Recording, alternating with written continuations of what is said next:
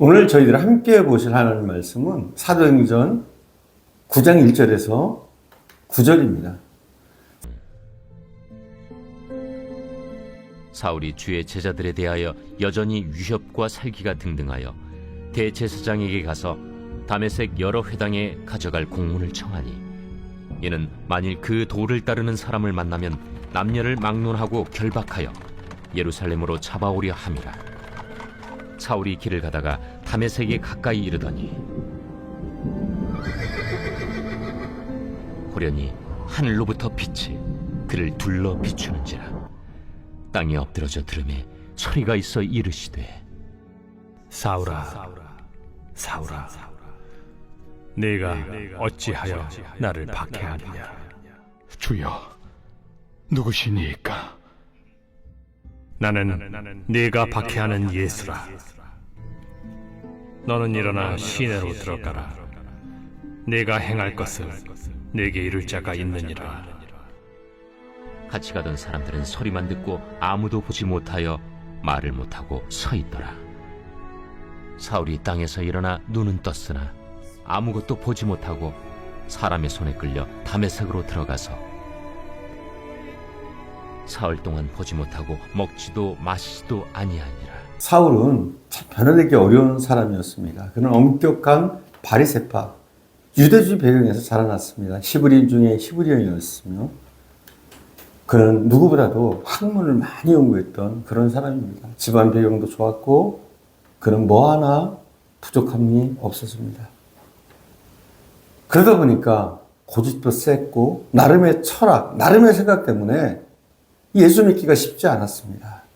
그런데 하나님은 이런 사울을 변화시키셨습니다. 하나님이 볼 때 사울이 그 당시 비록 교회를 핍박하고 있었지만 그가 바로 로마 세계를 변화시킬 수 있는 준비된 사람인 것을 하나님은 알고 계셨습니다.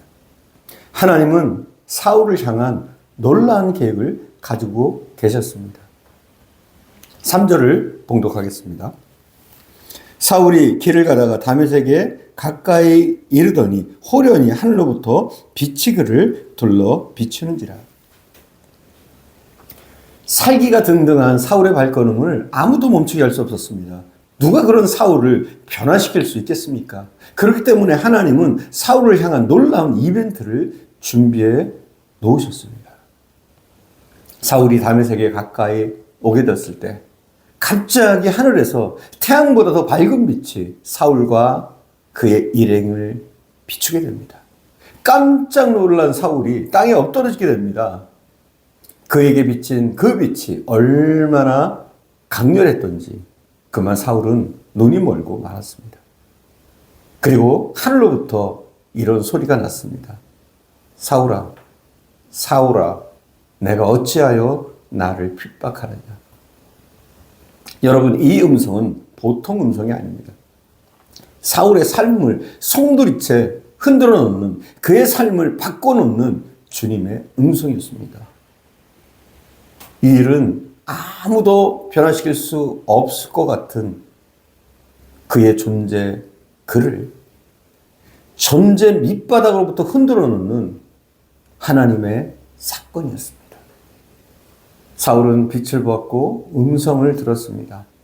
성령의 임재, 성령의 임하심이 이렇게 나타났습니다. 우리는 하나님의 빛을 체험할 수 있습니다.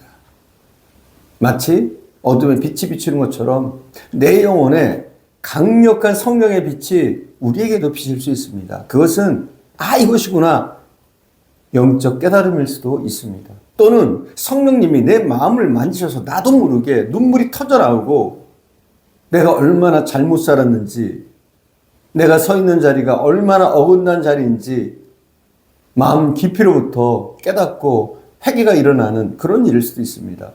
또 어떤 사람은 하나님이 나를 알아준 것 같고 나를 사랑한다는 그런 느낌을 강력하게 받는 것일 수도 있습니다.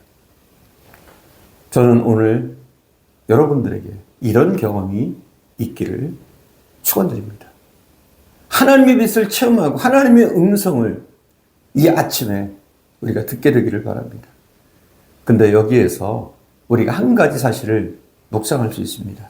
그것은 우리 주님께서 이렇게 말씀하셨다는 거예요.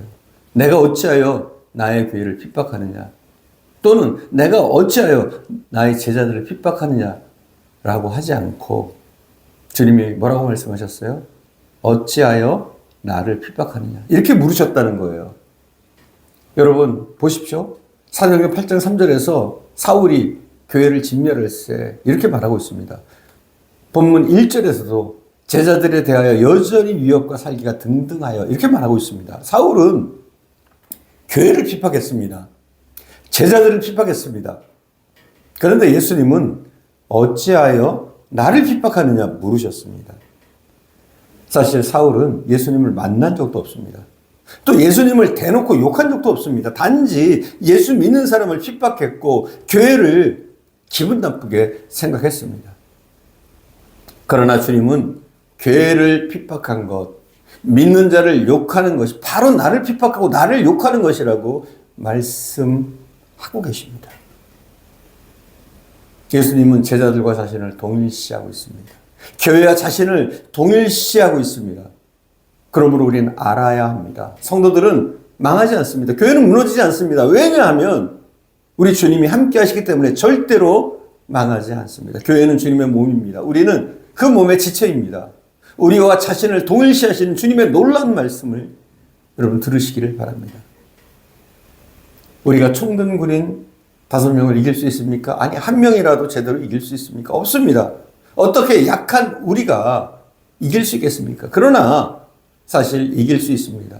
왜냐하면 우리가 탱크 속에 있기 때문입니다. 우리는 혼자가 아닙니다. 예수 그리스도라는 탱크 속에 있습니다. 그러니 사탄이 우리를 넘보지 못하는 겁니다. 예수님은 어찌하여 나를 핍박하느냐라고 사울에게 말하셨습니다.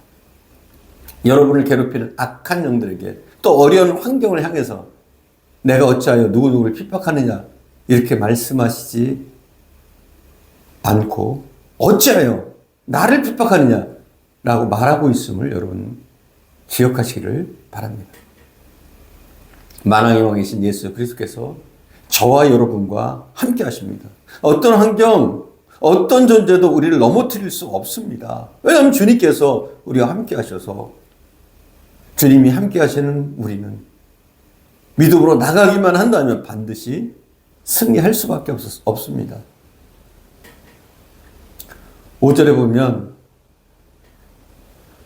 빛과 음성을 체험한 사울이 놀라서 주여 누구십니까? 묻습니다. 우리가 5절 봉독합니다. 대답하되 주여 누구시니까? 이르시되 나는 내가 박해하는 예수라. 놀라서 주여 누구십니까? 묻습니다. 그러자 다시 들려오는 음성이 있습니다. 그것은 바로 나는 내가 핍박하는 예수다. 이 음성을 들은 겁니다. 보십시오. 이게 얼마나 놀라운 음성입니까? 이 음성은 사실 사울을 전율케 하는 음성이었습니다. 지금 사울에게 나타나서 말하고 계시는 분이 예수라는 이 사실, 이것은 사울의 모든 생각과 인생관과 가치관과 세계관을 뒤흔들어 놓은 것입니다. 사울의 회심 사건의 핵심은 하늘의 빛이 아닙니다. 하늘에서 들려오는 음성도 아닙니다. 사울의 인생을 뒤바꿔 놓는 그 회심의 사건의 핵심은 바로 예수님과의 만남입니다. 예수님과 사울이 만났습니다.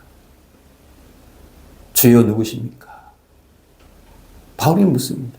그리고 주님의 음성을 듣습니다. 나를 이렇게 찾아와서 나를 이렇게 무릎 꿇게 하는 장본인, 당신은 누구십니까? 라는 사울의 물음에 부활하신 예수님은 너무나 선명하게 분명하게 말씀하십니다. 나는 내가 핍박하는 예수라. 그렇습니다. 그 예수님과의 대면은 사울에게 있어서 가장 큰 충격이었습니다. 9절에 보면 이 충격이 얼마나 컸던지 사울 동안 보지 못하고 식음을 전폐했다고 말합니다. 사울 동안 보지 못하고 그리고 식음을 전폐한 것은 그가 받은 충격이 얼마나 컸는지를 말하는 부분입니다. 지금까지 내가 아무것도 아니라고 생각했던 그 예수가 도대체 누구란 말인가? 지금 나에게 나타난 예수가 바로 메시아란 말인가? 나에게 나타난 그분이 바로 부활하신 예수님이라면 이제 나는 어떻게 해야 할까? 아마 수많은 생각들과 물음이 그의 삶을 뒤흔들어 놓았을 겁니다. 그리고 드디어 예수님을 구원자로 그리스도로 받아들이게 됩니다. 나중에 우리가 성경을 읽다 보면 이 다메섹에서부터 시작해서 그는 예수님이 그리스도라는 사실을 전하는 전도자가 됩니다.